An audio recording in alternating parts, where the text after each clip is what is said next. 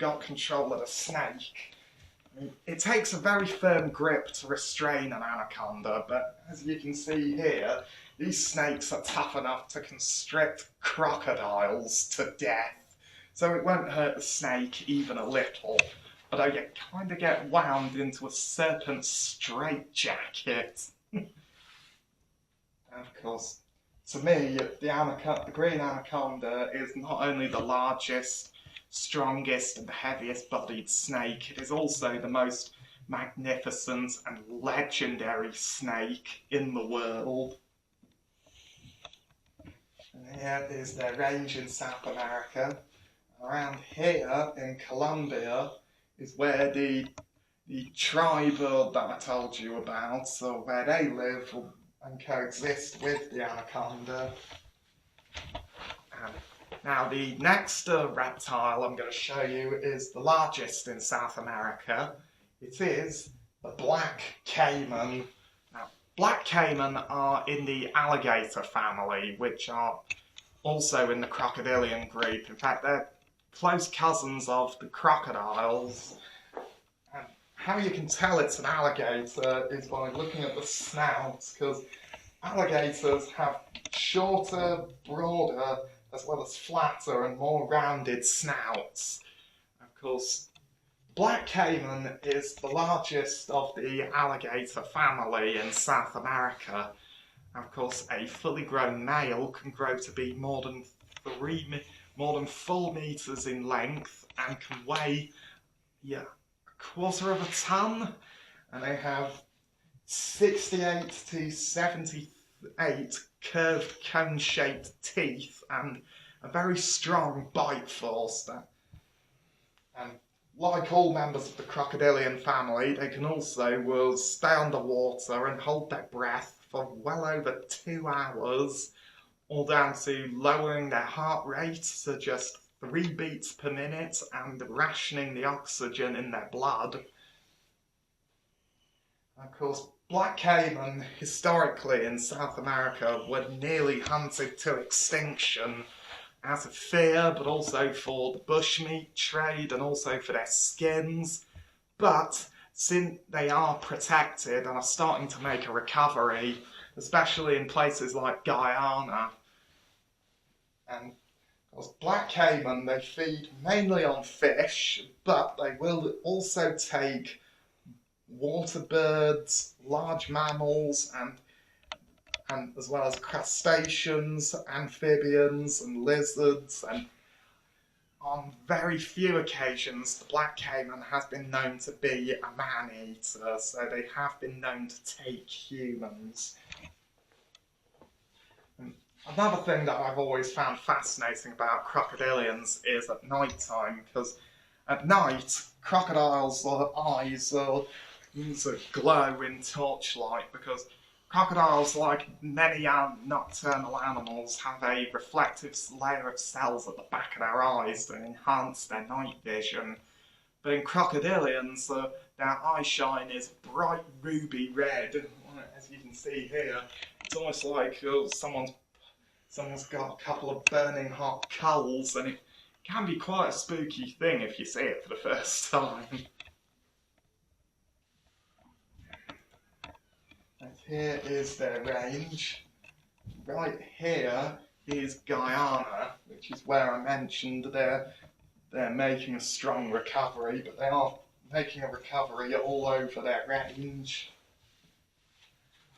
The next reptile I'm going to show you is another snake of South America, but it's also probably my second favourite snake. It is the Yellow-Tailed Cribo. Now, the Yellow-Tailed Cribo is quite a big snake. It can grow to be probably just over 5 meters in length.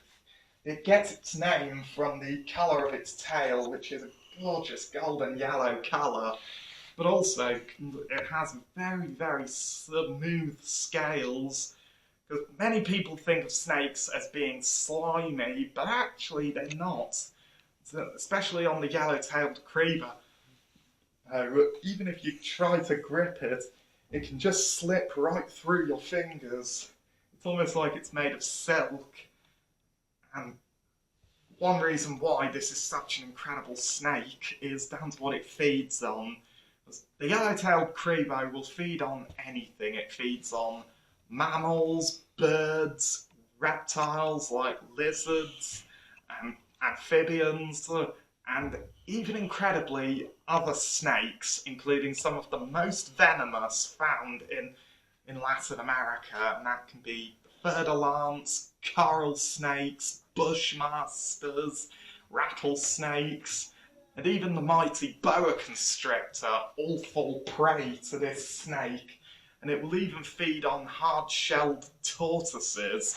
And it doesn't kill them using venom or constriction. In fact, how it kills its prey is using probably the strongest bite force of any snake on Earth.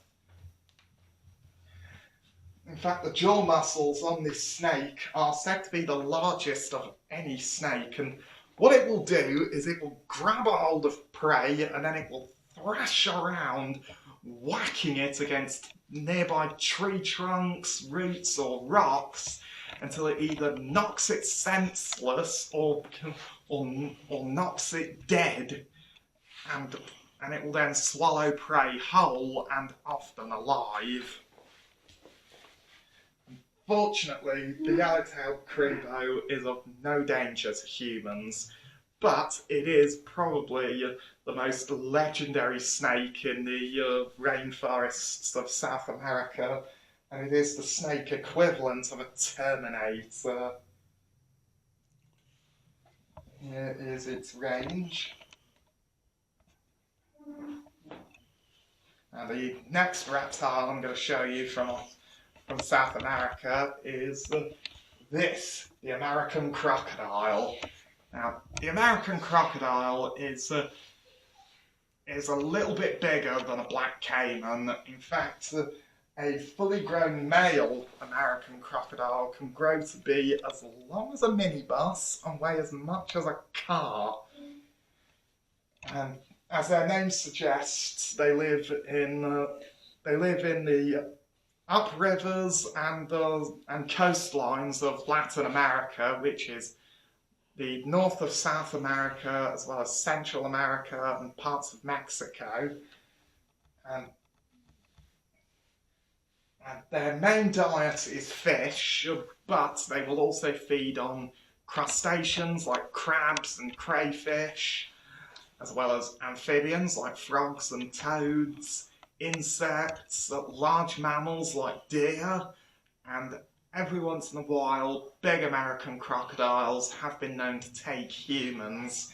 So these are confirmed man-eaters. And as I mentioned, these crocodiles can live in salt water and the sea.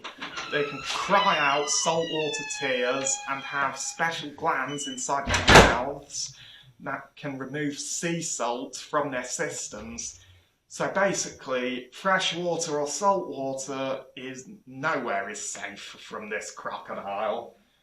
And of course, like all members of the crocodilian family, their eye shine is bright ruby red at night, and of course they also have very, very strong bite force, and certainly enough that if I was to get bitten by an American crocodile, it could probably crush my arm or leg to pulp.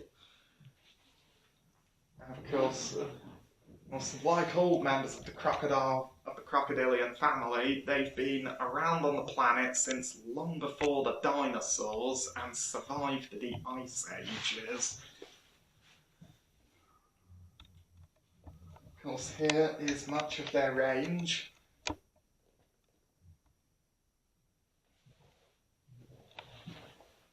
And now, the next reptile of the Americas I'm going to show you is the largest of its kind and that has one of the strongest jaws in the animal kingdom. It is the Alligator Snapping Turtle. And this is probably the largest freshwater turtle in the world. And it lives in the swamps of the southeastern USA, and it has some of the strongest jaws on the planet, and it uses those to munch through anything and everything. Flesh, sinew, gristle, and even bone. Of course, the alligator snapping turtle spends much of its time completely submerged. You can see from the shape of the head and the body is very irregular. It has very dark colouring, so he blends in really, really well with a lot of the vegetation at the bottom of the water.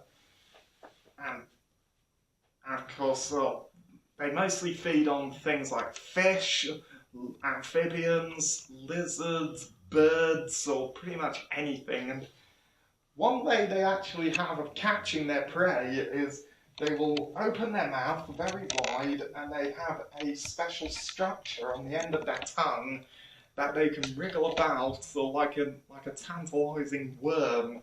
Of course, this little fish here thinks he's just about to have his lunch, when in fact he's about to become lunch, because as soon as anything gets too close, boom! The head snaps out like that, the jaws will clamp shut around prey incredibly quickly, and it's history. Of course, with alligator snapping turtles, it's the males that are the largest, and you can quite often tell the males apart from the females, because the males usually have a very, very large, bulky head, which supports all the muscle power that drives that jaw. At the edge of it, you can see it's incredibly sharp. I mean, it doesn't have teeth because it doesn't really need them. It's almost like a great big curved kitchen knife. There's actually no doubt that if I was ever to handle an alligator snapping turtle, I would need to keep my hands as far away from the head as I can, because that's actually because when it strikes, the neck really extends forward from the front of the shell a good distance. So with a smaller alligator snapping turtle, I guess I'd probably only be in danger of losing a finger or two, but I'm pretty sure it's safe to say that if my hand or even my arm were to get too close to the jaws of a big fella like that, I would probably lose them. Of course, a fully grown male alligator snapping turtle can be heavier than I am. They can get to be about 110 pounds, so pound for pound a lot stronger than me.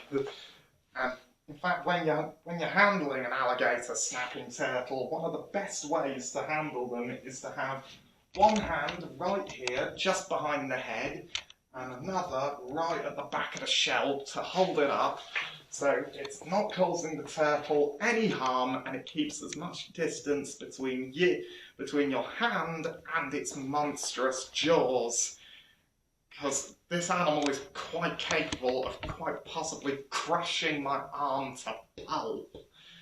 And they have some of the strongest jaws on the planet, and it is something I would never want to get bitten by. And here is their range. They're found in the swamps and wetlands of the southeastern USA. The next place I'm going to show you is Asia. Now, Asia is the largest continent on the planet, and it has its fair share of reptiles. Now, the first one I'm going to show you is a living, breathing dragon. That's right, ladies and gentlemen. Dragons are not just the stuff of myths and legends. In fact, this is a real-life, flesh-tearing, bone-crunching beast from a land that time forgot. It is the Komodo Dragon. Granted, it can't fly or breathe fire, but it does have venom, because it's the largest lizard on Earth. In fact, a fully grown male can be just over 3 meters long and weigh 3 times my body weight. Of course, these giant lizards first evolved in Australia, where their even bigger ancestors evolved to use venom to take down megafauna